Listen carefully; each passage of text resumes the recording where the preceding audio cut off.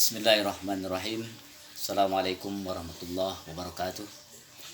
Innal hamdalillah nahmaduhu wa nasta'inu wa nastaghfiruh wa na'udzu billahi min shururi anfusina wa min sayyiati a'malina. May yahdihillahu fala mudilla lahu wa may yudlil fala hadiya lahu. Asyhadu an la ilaha illallah wahdahu la syarika lah wa asyhadu anna Muhammadan abduhu wa rasuluh la nabiyya ba'da. Allahumma salli wa sallim wa barik ala sayyidina Muhammadin wa ala alihi wa sahbihi ajmain wa man tabi'ahum bi ihsan ila yaumiddin. Amma ba'du. Ayyuhal ikhwan, usikum wa nafsi bi taqwallah faqad fazal muttaqun.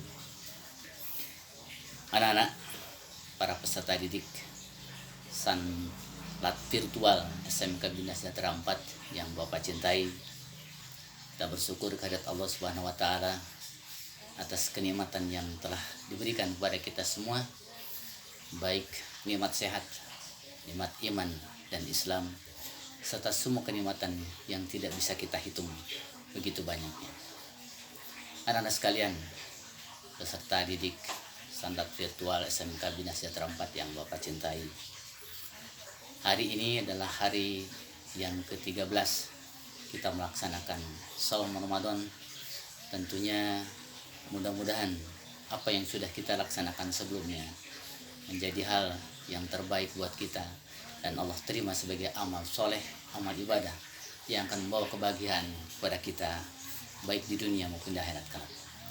Anak-anak sekalian, sanlat virtual SMK Bina Sejahtera yang Bapak cintai, materi yang akan disampaikan adalah materi tentang sholat. Kalau kita melihat sebuah bangunan dan seorang muslim itu diberatkan dengan sebuah bangunan, maka sebuah bangunan akan kokoh, akan kuat apabila bangunan itu memiliki tiang yang kokoh dan kuat.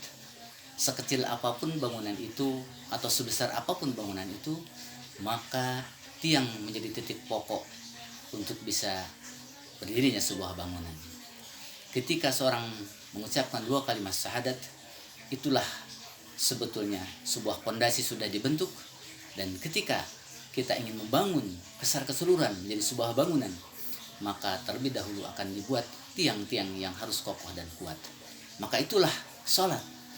Dalam gambaran sebagai seorang muslim, sholat adalah tiangnya agama.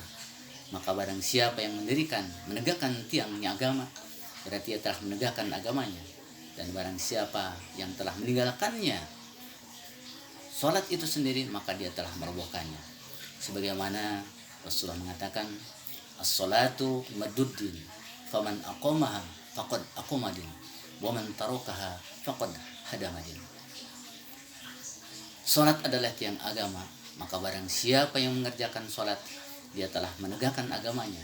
Dan barang siapa yang meninggalkan sholat, berarti dia telah merobohkan agamanya. Itulah keutamaan ibadah sholat, sehingga bangunan yang kokoh dan kuat akan tergantung dari pondasi dan tiang-tiangnya. Adapun jendela, pintu dan lain sebagainya adalah amalan-amalan yang lainnya, bisa berupa zakat, kemudian menaikkan ibadah haji dan lain sebagainya. Sedangkan keindahan bangunan itu sendiri, itulah aksesoris yang harus kita bentuk, yang harus kita buat, yakni akhlakul karimah.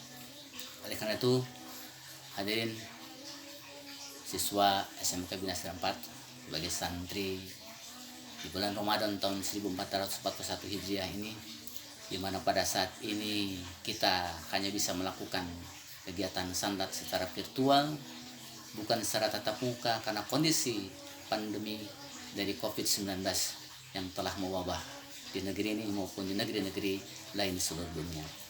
Anak-anak sekalian, keutamaan yang kedua dari ibadah sholat, sebagaimana dan Al-Quran surat Al-Baqarah surat kedua ayat ke-45, Allah Subhanahu wa taala berfirman, wasta'inu bis-sabri was-shalah wa innaha lakabiratun illa 'alal khashiin.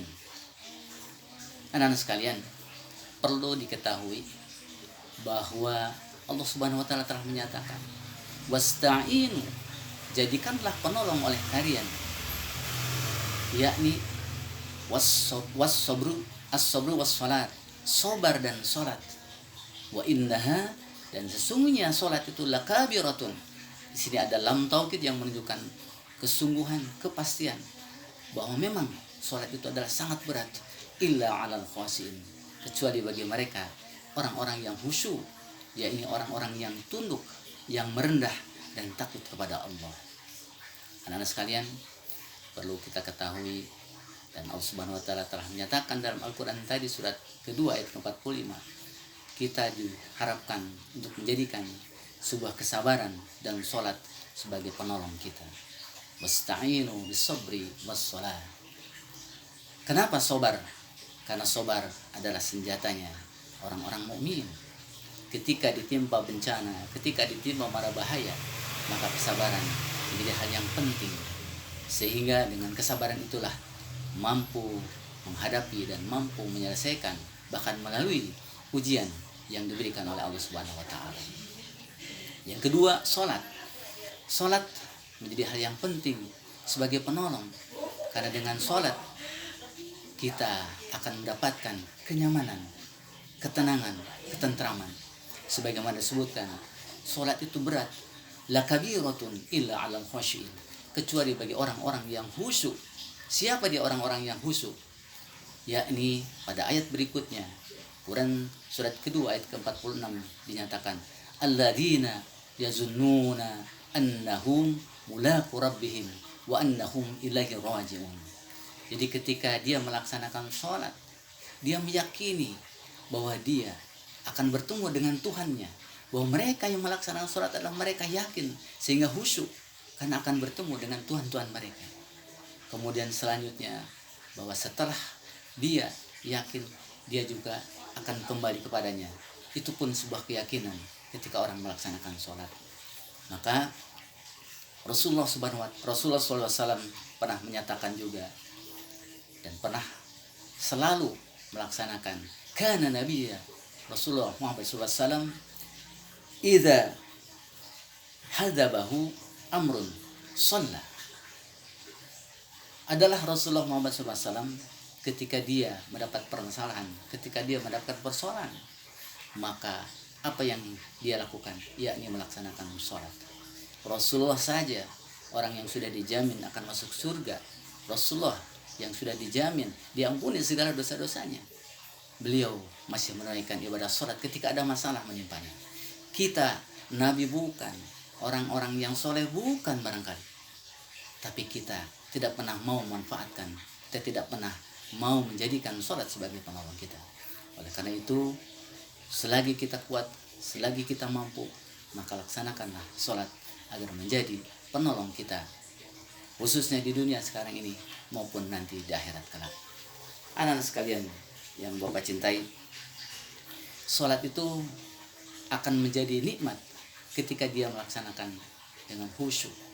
Tadi dikatakan, orang yang khusyuk itu orang yang sangat takut, orang yang tunduk dan patuh kepada Allah Subhanahu wa taala.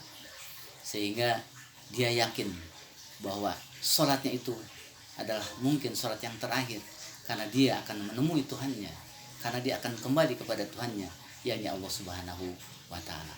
Oleh karena itu, kalau kita sekarang masih belum melaksanakan sholat, masih belum mampu mengerjakan sholat dengan baik, sholat 5 waktu, sholat rawatib ataupun sholat sunnah lainnya, maka saatnya sekarang ketika kita mendapatkan bencana wabah COVID-19, jangan sampai meninggalkan sholat, jangan sampai kita melupakan sholat, dan tetaplah kita berusaha untuk bisa melaksanakannya, khususnya sholat wajib 5 waktu maupun sholat-sholat lainnya. Ada beberapa sholat sunnah yang baik untuk kita laksanakan, khususnya barangkali di bulan Ramadan ini, karena Rasulullah SAW bersabda, man qama ramadhana imanan wahtisaban ghufirallahu ma taqaddama min dzambih. Barang siapa yang koma yang menunaikan, melaksanakan sholat di bulan Ramadan dengan iman dan wahtisaban, dengan iman dan semata-mata mencari pahala Allah Subhanahu wa taala, ghufirallahu ma taqaddama min dzambih, maka Allah akan ampuni semua kesalahan-kesalahan yang telah lalu. Oleh karena itu, sisa waktu bulan Ramadan masih ada separuh lagi. Mari kita isi kegiatan Ramadan ini. Siang hari kita laksanakan saum Ramadan. Man shoma Ramadana imanan wa ihtisaban ghufirallahu ma taqaddama min dzanbi. Barang siapa yang melaksanakan saum di bulan Ramadan dengan iman dan hanya mencari pahala dari Allah Subhanahu wa taala, maka Allah ampuni dosa-dosa yang telah lalu. Jadi intinya di bulan Ramadan itu ada dua hal penting. Yang pertama adalah di siang hari saum Ramadan dengan melaksanakan amalan-amalan tambahan lainnya, berbuat baik, bersedekah, berinfak, berbuat segala hal-hal yang diwajibkan maupun disunahkan, maka itu menjadi kebaikan kita di bulan Ramadan, mengisi dan menambah ibadah saum yang kita laksanakan. Kemudian malam harinya, man qama ramadhana imanan wa ihtisaban ghufirallahu ma taqaddama min dzambi. Barang siapa yang melaksanakan qiyamul lail, baik itu salat tarawih, baik itu salat tahajud dengan witirnya dan salat-salat sunnah lainnya, maka Allah janjikan Allah akan ampuni dosa-dosa yang telah lalu. Maka sisa waktu yang akan kita jalani beberapa minggu ke depan, mari kita isi, mari kita laksanakan dengan ibadah sholat dengan sebaik-baiknya. Setiap kita melaksanakan sholat, seolah-olah kita merasakan bahwa itulah sholat terakhir kita. Kehidupan kita yang terakhir dengan sholat yang kita laksanakan. Sehingga dengan pemikiran seperti itu, dengan pemahaman seperti itu, kita akan bisa melaksanakan sholat dengan khusyuk dan tumanina.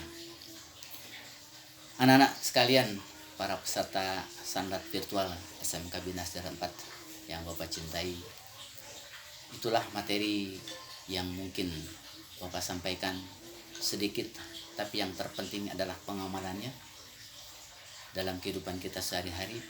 Oleh karena itu, tugas selanjutnya akan Bapak sampaikan dengan petunjuk-petunjuk yang mudah-mudahan bisa dilaksanakan untuk melengkapi materi tentang sholat yang Bapak sampaikan pada pagi hari ini. Mudah-mudahan Allah Subhanahu wa taala memberikan taufik dan hidayah kepada kita semua, memberikan kekuatan dan petunjuk kepada kita, dan kita mampu mengisi saum Ramadan, mengisi bulan Ramadan dengan amalan-amalan ibadah yang terbaik kita, dan semoga semua amalan ibadah kita diterima oleh Allah Subhanahu wa taala. Billahi taufiq wal hidayah. Assalamualaikum warahmatullahi wabarakatuh.